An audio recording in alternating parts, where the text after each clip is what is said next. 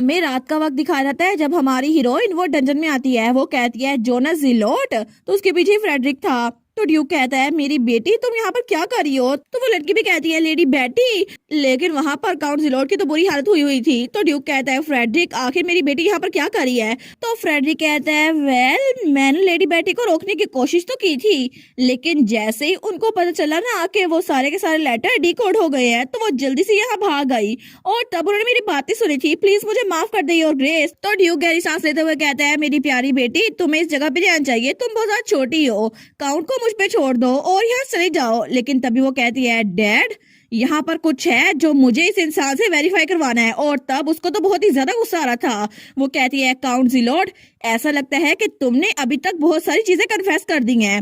तो तब वो लाल बाल वाली लड़की कहती है जी बिल्कुल, प्रिजनर ज्यादा से ज्यादा एक हफ्ते तक झेल सकते हैं, लेकिन इसने तो कुछ ही दिनों में हार मान ली।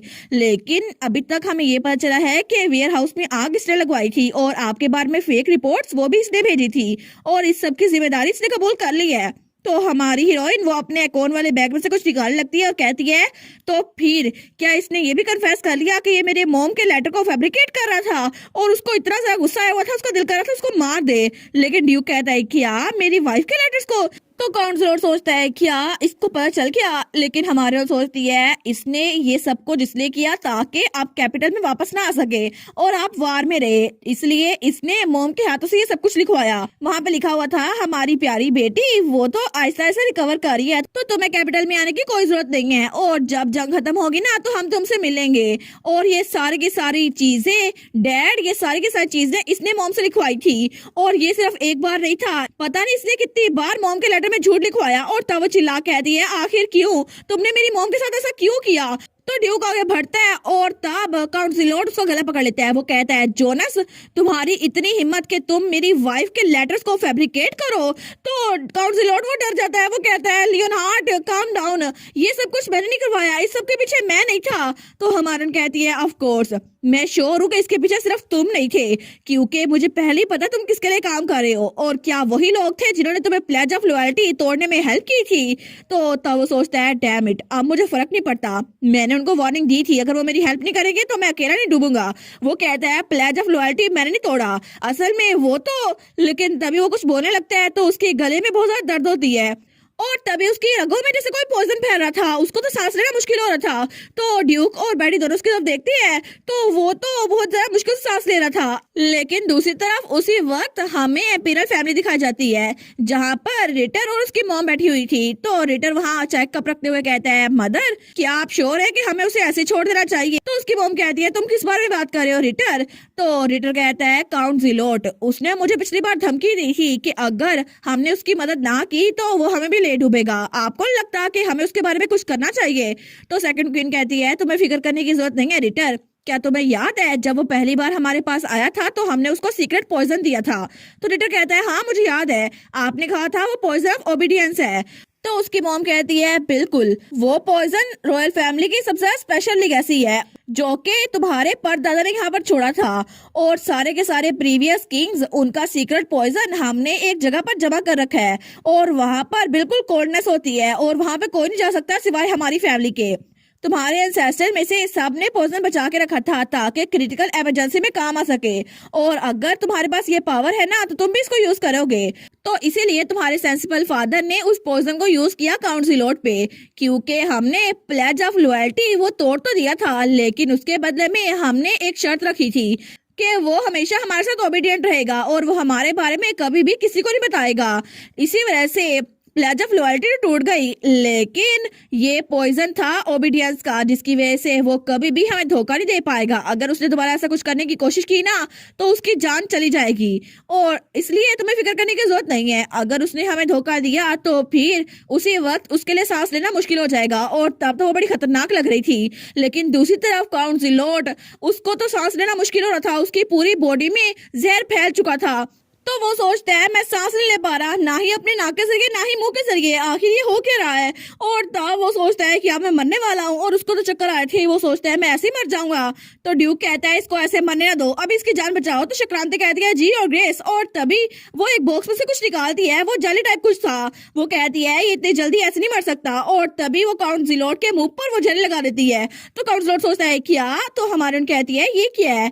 तो फ्रेडरिक कहता है ये एक ऑर्गेनिज्म है जिसको सी एम्ब्रेलास इंसेक्ट कहते हैं, इसकी वजह से उसको सांस आएगी। तो ड्यूक कहता है कभी कभार प्रिजनर वो अपनी जान लेने की कोशिश करते हैं क्योंकि वो टॉर्चर को बर्दाश्त नहीं कर पाते, इसी वजह से हम उनको इतनी आसानी से मौत नहीं दे सकते। तो इसलिए हमने ये चीज रखी हुई है, और अब हमें ये बताएगा कि इम्पोर्टेंट क्लूज क्या है। तो तब काउंसलर वो तो बड़ी मुश्किल से सांस ले पा रहा था उस जेली की वजह से, और तब वो कुछ और कर भी नहीं पाता। तो ड्यूक कहता है गुड वर्क संक्रांति, वो फिर से सांस ले रहा है। संक्रांति कहती है थैंक यू योर ग्रेस, लेकिन वैसे भी अगर इसे कुछ कहना है तो हम इसको कहने देते हैं। लेकिन अचानक से इसने अपनी सांस बंद कर ली, इसने अपने आप को मारने की कोशिश की, मुझे लगा नहीं था कि इतना सेविज है। तो ड्यूक सोचता है बिल्कुल नहीं, इसने ये सब कुछ खुद नहीं किया। जोनस जिलोट कभी भी अपनी विल पावर के खिलाफ ऐसा कुछ नहीं करेगा, वो अपने आप को मारने की कोशिश नहीं करेगा। मे भी ये कोई मैजिक है या फिर किसी और शेप शिफ्टर की पावर है। तो हमारी बेटी कहती है मुझे शायद कोई आइडिया है कि काउंट जिलोट ऐसे एक्ट क्यों कर रहा है। और तब उसको एक लेटर देते हुए कहती है मैंने ये लेटर काउंट जिलोट के मैंशन से लिया था, और इसमें पर्सनल सील लगी हुई है, ये सेकंड क्वीन की सील है। ड्यूक कहता है क्या।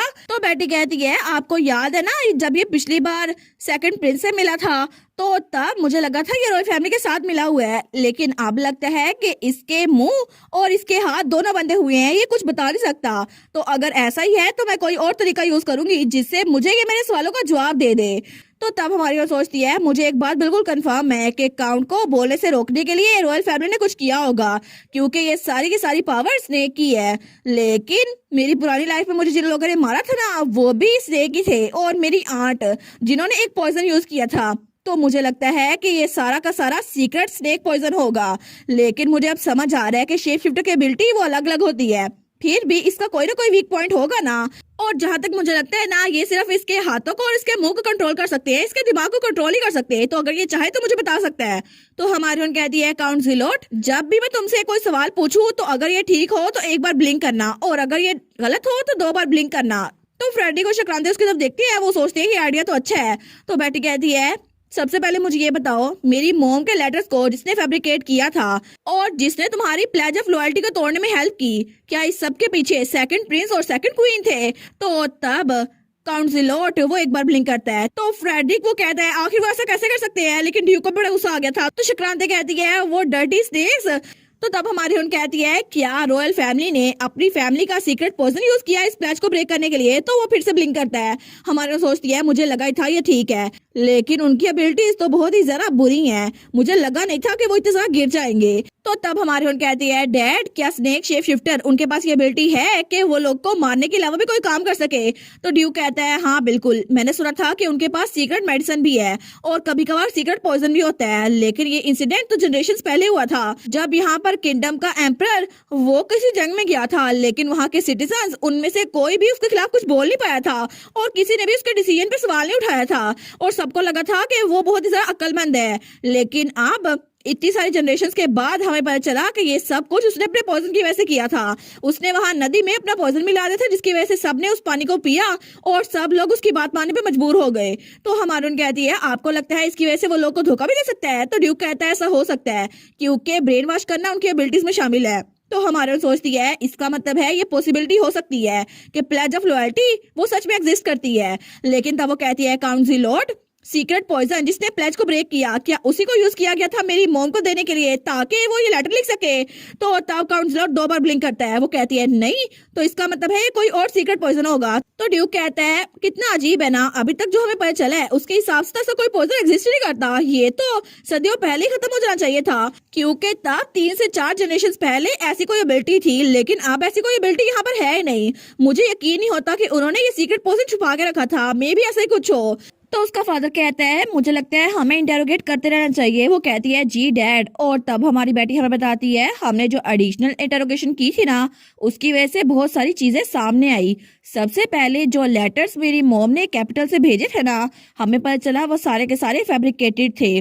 क्योंकि वो सब कुछ मॉम ने अपने हाथों से लिखा था, लेकिन उन्होंने सीक्रेट पॉइजन का यूज किया क्योंकि उन्हें मेरी मॉम के हाथों से वो लेटर खुद लिखवा था। इसी वजह से आंट परीना उन्होंने मेरी मॉम को वो पॉइजन दिया, जिसकी वजह से मेरी मॉम वो ब्रेन वॉश हो गई और आंट परीना ने जो जो कहा उन्होंने वो लेटर में लिख दिया। लेकिन मॉम को कोई आइडिया भी नहीं था कि उनकी सिस्टर ऐसी है। लेकिन इस तरह उन्होंने हर एक वो बात लिखी जो कि उनसे लिखवाई गई थी और उनको खुद भी आइडिया नहीं था। वो सारे के सारे लेटर मेरे डैड को ट्रिक करने के लिए थे और वैसे भी डैड मॉम की हैंडराइटिंग और टोन को जानते थे, इसी वजह से डैड को कभी शक नहीं हुआ। लेकिन तब अपने फादर की तरफ देखती है तो उसका फादर बहुत ज्यादा सैड था। तो तब हमारी हीरोइन अपने फादर की तरफ देखकर सोचती है मैंने इनके चेहरे पे ऐसा एक्सप्रेशन कभी नहीं देखा। और उसका फादर तो बहुत ही ज्यादा शौक था। वो सोचता है साशा, और इस तरह वो बेटी की मॉम से माफी मांग रहा था। वो कहता है मुझे माफ कर दो, मुझे माफ कर दो कि मैंने तुम्हें और बेटी को अकेला छोड़ा और मुझे इस बात के लिए बहुत ज्यादा पछतावा है। लेकिन तब थोड़ी देर बाद हमें ड्यूक का ऑफिस दिखा जाता है जब वो काम डाउन हो चुका था। वो कहता है क्या तुमने जिलोट का इंतजाम कर लिया? तो फ्रेडी कहता है जी और ग्रेस, मैंने उसे उसी रूम में फेंक दिया है जहाँ पे वाइकाउंटर्स को फेंका गया था और ऐसा लगता है कि अभी थोड़ी देर में उसका काम तमाम हो जाएगा। तो ड्यूक कहता है उसने अपनी फैमिली को धोखा दिया सिर्फ इसीलिए क्योंकि उसको हेड ऑफ द हाउस बनना था। कितना बेवकूफ था वो। और तब वो कहता है फ्रेडरिक मेरी बेटी के बारे में क्या क्या वो सोच चुकी है? तो फ्रेडरिक कहता है अच्छा वो असल में वो उस दूसरे कमरे में है। और तब दूसरी तरफ हमें हमारी बेटी दिखा जाती है जो कि किसी के पोर्ट्रेट के सामने खड़ी थी और वो पोर्ट्रेट था उसकी मॉम का। तो वो कहती है मॉम, और तब उसकी मॉम सेम टू सेम बेटी की तरह ही लग रही थी और वो भी कितनी ज्यादा प्यारी थी ना, लेकिन उनके हाथ में तलवार पकड़ी हुई थी क्योंकि वो भी एक नाइट थी। तो तब हमारी उन कहती है मुझे लगा था पता नहीं मुझे पढ़ना लिखना कैसे आया क्योंकि आंट परीना तो कभी मुझे पढ़ना लिखना सिखा नहीं सकती। और तब आपके लेटर्स को पढ़ के मुझे पता चला कि मैं आपसे पढ़ना सीखी थी और आपकी वजह से ही ये सब कुछ मुझे आया था क्योंकि आप हर रोज मुझे बुक्स पढ़ के सुनाया करती थी और आपने डैड को लेटर में लिखा था कि आपने मुझे पढ़ना सिखाया और ये सब कुछ सिर्फ आपकी वजह से पॉसिबल हो सका। मुझे अच्छे से याद तो नहीं है ये सब कुछ कैसे हुआ था, लेकिन आपने लेटर में लिखा था कि आप मुझे बहुत ज्यादा पसंद करती हैं और आप हमेशा मेरी तारीफें किया करती थी और आप मुझे गले लगाया करती थी और आप कहती थी ये मेरी प्यारी बेटी। लेकिन क्या एक बार मैं दोबारा आपको गले नहीं लगा सकती? और तब अपनी मॉम के पोर्ट्रेट से बातें किए जा रही थी लेकिन ड्यूक उसको छुप कर देख रहा था। वो कहती है आई लव यू मॉम, लेकिन तभी ड्यूक वो सोचता है नहीं मैं इसको अभी कुछ नहीं बोल सकता क्योंकि मैं भी इसी दुख से गुजरा हूँ। तो तब अपनी बेटी के पास आता है और कहता है मेरी प्यारी बेटी। तो बेटी कहती है डैड। तो वो कहता है बहुत ज्यादा देर हो गई है, चल तुम्हारे बेडरूम की तरफ चलते हैं। वो कहती है ओके। और थोड़ी देर बाद ड्यूक उसको लेकर कॉरिडोर से जा रहा था। तो तब ड्यूक भी बहुत ज्यादा सैड था लेकिन वो बेटी को देखते हैं जो कि खुद सैड लग रही थी। तो वो कहता है मेरी प्यारी बेटी मैं तुमसे वादा करता हूँ प्लीज सैड मत होना। तो हवन कहती है क्या, किस चीज का वादा? तो ड्यूक कहता है मैं जब तक जिंदा हूं ना मैं कभी भी उन स्नेक्स को छोड़ूंगा नहीं और मैं उनको तुम्हारे सामने झुका के रहूंगा। तो प्लीज अब सैड ना होना ठीक है। और उसको गले लगाता है। तो हमारी उन कहती है डैड। तब उसकी आंखों में भी आंसू आ रहे थे। वो कहती है ठीक है मैं भी उनको कभी माफ नहीं करूंगी, कभी भी नहीं। और तब दोनों आपस में गले मिलते हैं और दोनों ही रो रहे थे। और तब सीन चिर होता है और हमें कुछ दिनों बाद का सीन दिखा जाता है जब हमें ड्यूक का मेंशन दिखा जाता है। तो वहां पे हमारी बेटी फिर से अपनी मॉम के पोर्ट्रेट के सामने खड़ी हुई थी। तो कोई बताता है जिस दिन से ये सारा इंसिडेंट हुआ है ना उस दिन से लेकर अब तक लेडी बेटी रोजाना यहाँ पर आती हैं डचेस के पोर्ट्रेट के सामने खड़ी होकर, लेकिन हमेशा उनके चेहरे पे ग्लूमी लुक होता है जैसे कि आसमान में तारों को बादल ने छुपा लिया हो। लेकिन अब इनकी आंखों में इसके साथ साथ ये बात भी है कि इनकी आंखों में कुछ करने का जुनून है। तो तब ये सब कुछ सोच रहा था फर्स्ट प्रिंस। वो पीछे छुपकर उसको देख रहा था। वो सोचता है क्या उसका नाम जोनास जिलोट था, वो यूजलेस काउंट। ऐसा लगता है कि उसने बहुत ज्यादा सीरियस क्राइम किया है, लेकिन अगर मुझे पता होता ना कि उसको इतनी आसानी से मौत मिल जाएगी तो मैं उसको ऐसे मरने न देता, मैं उसको तड़पा तड़पा के मारता। लेकिन कितना एम्बैरेसिंग था ना कि मुझसे पहले उसकी फैमिली को पता चल गया। लेकिन जब लिटिल स्टार की आंखों में ये लुक है ना तो मैं उसको बिल्कुल इग्नोर नहीं कर सकता। वो सोचता है मेरा दिल कर रहा है कि उसका सारा गम दूर कर दूं जितना जल्दी हो सके उतना जल्दी। लेकिन तभी उस पे कोई हमला करता है तो वो वहां पर देखता है। वो कहता है क्या? और वहां पे वही व्हाइट स्क्विरल थी जिसको कालीतोष ने ट्रेन किया था। तो फर्स्ट प्रिंस सोचता है हैं ये यहाँ पर कैसे आ गई, लेकिन तभी वो थोड़ा सा चिल्लाता है। तो तब बेटी को उसकी आवाज आती है। वो सोचती है ये आवाज, ये तो फर्स्ट प्रिंस की है ना। तो वो जल्दी से भाग के वहां जाती है। वो कहती है प्रिंस एटर आखिर क्या हुआ, आप चिल्ला क्यों रहे हैं? लेकिन तब उसने फिर से वो प्रोटेक्टिव शील्ड बना ली थी और वो गुलहरी उस पर हमला किए जा रही थी। वो कहता है माय लेडी। तो बेटी कहती है ये फिर से स्नो स्टॉर्म, मैंने तुम्हें कितनी बार कहा है इस हाइनस को तंग ना किया करो। और उसने वो व्हाइट स्क्विरल पकड़ ली थी, लेकिन तब वो स्क्विरल कहती है मैंने वही सब कुछ किया जो मुझे सिखाया गया था, अब मुझे खाने के लिए कुछ दो। तो हमारी कहती है नहीं, तुमने कुछ भी ऐसा नहीं किया, मैं तुम्हें कुछ खाने के लिए नहीं दे रही। लेकिन तब वो स्नो स्टॉर्म उसके सर पे बैठ गई थी। तो हमारी कहती है मुझे माफ करना, काल उसको जरूर कुछ अजीब से सिखाया होगा। तो फर्स्ट प्रिंस कहता है नहीं नहीं, इट्स ओके माय लेडी, और देखे ना इसने एक बार भी मुझे बाइट नहीं किया। लेकिन वो व्हाइट स्क्विरल तो उसको घूर के देख रही थी, वो अपने दांत दिखाती है जैसे अभी तो मैं बाइट कर लूंगी। तो तब वो कहता है वेल अभी तक तो नहीं किया। लेकिन तब बैठी कहती है स्नो स्टॉर्म, दूसरों के सामने आपसे पेश ना आया करो, मैं तुम्हें कितनी बार कहा है। तो वो ग्लैरी उदास हो गई थी। तो हमारी कहती है ऐसा सैड फेस ना बनाओ, ये बिल्कुल भी तुम्हारे काम नहीं आएगा। लेकिन जैसे ही वो प्रिंस को देखती है ना, वो कहती है अरे प्रिंस, आपके कपड़ों में तो सारे इसके पंजे लगे हुए हैं ना, जरा देखे सही, इसके फुटप्रिंट्स आपके कपड़ों पर है। तो तब वो साफ करने के लिए आगे बढ़ती है, लेकिन व्हाइट स्क्विरल नीचे गिर गई थी। वो कहती है ओ नो, आपके सारे के सारे कपड़े गंदे हो गए हैं, मुझे इसको ट्राई करने देना, मैं इसको रिमूव कर देती हूँ, मुझे माफ कीजिएगा, मेरी वजह से ये सब कुछ हुआ। लेकिन तब उसको थोड़ा करीब थी तो प्रिंस एटर, वो बेचारा वो तो ब्लश करने लग गया था। वो कहती है प्लीज ये दाग तुम लोग चले जाओ। तो तब फर्स्ट प्रिंस थोड़ा पीछे होता है, वो कहता है डोंट वरी, जब ये धुलेंगे ना तो ये ठीक हो जाएंगे। तो हमारन कहती है प्लीज अगर ये दाग खत्म ना हो तो मुझे बताना। लेकिन तभी फर्स्ट प्रिंस के गले पे एक थोड़ा सा निशान था। वो कहती है क्या यहाँ पे भी कुछ है, मुझे लगता है इसको भी साफ करने की जरूरत है। लेकिन तभी वो उसके गले पे हाथ लगाती है। तो फर्स्ट प्रिंस तो बहुत ज्यादा ब्लश करने लग गया था। वो कहती है आखिर ये उतर क्यों नहीं रहा, ये निशान कैसा है। लेकिन तब फर्स्ट प्रिंस वो तो बहुत ज्यादा ब्लश करने लगा था और उसके तो हॉर्न्स भी निकल आए थे। तो हमारी कहती है क्या क्या ये हिज हाइनेस के हॉर्न्स है, क्या ये इतने शौक हो गए हैं। लेकिन फर्स्ट प्रिंस कहता है आपने अभी जो टच किया है वो मेरा मतलब है। तो हमारन कहती है क्या हुआ, क्या मैंने कोई गलती कर दी। लेकिन तब वो कहती है एक मिनट, क्या आपको बुरा लगा क्योंकि मैंने बिना पूछे इसको टच किया। तो हमारी हिरन कहती है मुझे माफ कीजिएगा, मैं तो बस इसको हटाना चाहती थी। लेकिन फर्स्ट प्रिंस कहता है नहीं नहीं, माफी मांगने की जरूरत नहीं है, मैं बस थोड़ा सा शर्मिंदा हो गया था, बस यही बात है। असल में बात ये है अभी आपने जिस चीज को टच किया है ना वो मेरा सिग्नम था। तो हमारी कहती है सिग्नम, अच्छा ये निशान तो हर शेप शिफ्टर के पास होता है, जरा मेरे हाथ पे देखे ना, ये निशान मेरे हाथ पर है, लेकिन आपकी गर्दन पे ये निशान है। और तब वो तो बड़ी पुरजोश हो गई थी। वो कहती है मैंने पहली बार किसी और शेप शिफ्टर का सिग्नम देखा है, अगर आप माइंड ना करें तो क्या इसको मैं एक बार और टच कर सकती हूँ। तो फर्स्ट प्रिंस कहता है क्या, वो कहता है नहीं असल में बात ये है। तो तब वो थोड़ा हिचकिचा रहा था। हमारी सोचती है हिचकिचाने की क्या बात है, सिग्नम ही तो है। लेकिन वो सोचती है मुझे लगता है कि सिर्फ अभी तक मैंने इसका सिग्नम टच किया है और शायद इसको भी मेरे हाथ का सिग्नम टच करना होगा। तो वो अपना हाथ बढ़ाते हुए कहती है अगर आप चाहे तो आप मेरा भी सिग्नम टच कर सकते हैं, ये देखें। और वो तो बड़ी कॉन्फिडेंट थी। वो कहती है जल्दी आए ना आगे। लेकिन फर्स्ट प्रिंस वो बेचारा तो अपनी शर्ट बंद करते हुए पीछे होता है। वो कहता है माई लेडी, मुझे लगता है कि आपको कभी भी किसी लड़के से ऐसी बात नहीं करनी चाहिए। और तब वो थोड़ा पीछे होता है। वो कहता है मुझे लगता है कि ये कोई गलतफहमी हो गई है, हालांकि मैं ऐसा कुछ चाहता नहीं हूँ, लेकिन मैं डेफिनेटली आपको ऑकवर्ड नहीं करना चाहता। वो सोचता है मैंने सच में अपना गार्ड ऑफ कर दिया था, लेकिन मुझे इनको बताना होगा ना कि असल में इसका मतलब क्या होता है। लेकिन फिर भी काली तो उसको मैंने बताया था ये मेरी छोटी बहनों की तरह है, लेकिन अभी भी मैं इनके सामने फ्लस्टर्ड क्यों कर रहा हूँ। और मेरे लिए तो स्टार बिल्कुल एक छोटी सी दोस्त है, तो मैं इसके सामने ऐसे शर्मा क्यों रहा हूँ। तो तब हमारी बेटी वो कहती है क्या किसी किस्म की गलतफहमी हो गई है। लेकिन फिर से उसके हौंस बाहर आ गए थे। तो तब वो बेचारा तो ब्लश किया जा रहा था। वो कहता है नहीं, इस बारे में आपकी फैमिली आपको बताएगी, मुझे थोड़ा सा काम आ गया तो मैं चलता हूँ। और जल्दी से वहां से भाग जाता है। वो कहता है बाद में मिलेंगे माय लेडी। लेकिन तब वो व्हाइट स्क्विरल फिर से उसके सर पे आके बैठ गई थी। तो हमारे सोचती है इतनी जल्दी चले गए, लेकिन ये तो इतनी जल्दी में भागे हैं, मैं तो इनके हौंस कहीं पे देखे थे, पता नहीं फैमिलियर लग रहे हैं, मैंने इनसे पूछा ही नहीं।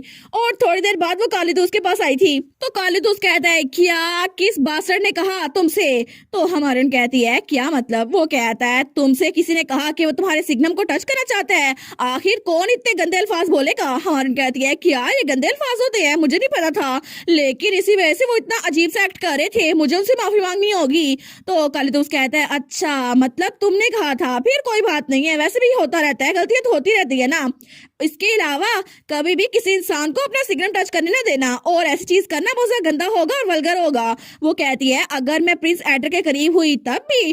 तो तब तो काली दोस्त को बड़ा गुस्सा आ गया था। वो कहता है बिल्कुल प्रिंस एटर से तो दूर है ना, वो बदतमीज उसके बिल्कुल पास नहीं जाना तुम, और वो नमूना उसको तो मैं यहाँ से निकाल के रहूंगा। लेकिन तब वो थोड़ा शांत होते हुए कहता है, वेल मैं तुम्हें बता देता हूँ, सिग्नम हमारे लिए बहुत ज्यादा इंपॉर्टेंट होते हैं और शेप शिफ्टर के लिए ये बहुत ही ज्यादा इंपॉर्टेंट है।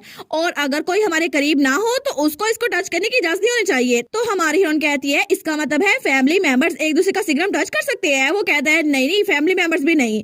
असल में तुम्हें सीधे लफ्जों में बोलूं ना तो जो दो लोग आपस में शादी करने वाले हैं ना, सिर्फ वही एक दूसरे का सिग्नम टच कर सकते हैं, और ये बॉडी का बहुत ज्यादा सीक्रेटिव पार्ट होता है। तो हमारी कहती है, क्या जो दो लोग शादी करने वाले हैं? वो तो बहुत ही ज्यादा शौक हो गई थी। तो कार्डितोस कहता है, हाँ हाँ बिल्कुल ऐसा। तो तावो सोचता है, आखिर बुशी टेल फर्स्ट प्रिंस का जिक्र कर ही क्यों रही है? लेकिन तभी उसे कुछ एहसास होता है। वो सोचता है, एक मिनट, कहीं ऐसा तो नहीं?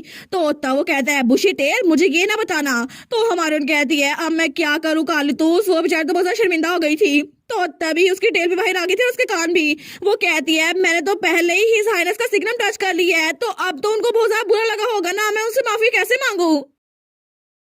और इसी के साथ ये वाला पार्ट यहीं पर ख़त्म। तो आप लोग बताइएगा आप लोग को ये पार्ट कैसा लगा, और वीडियो को लाइक और चैनल को सब्सक्राइब लाजमी कीजिएगा।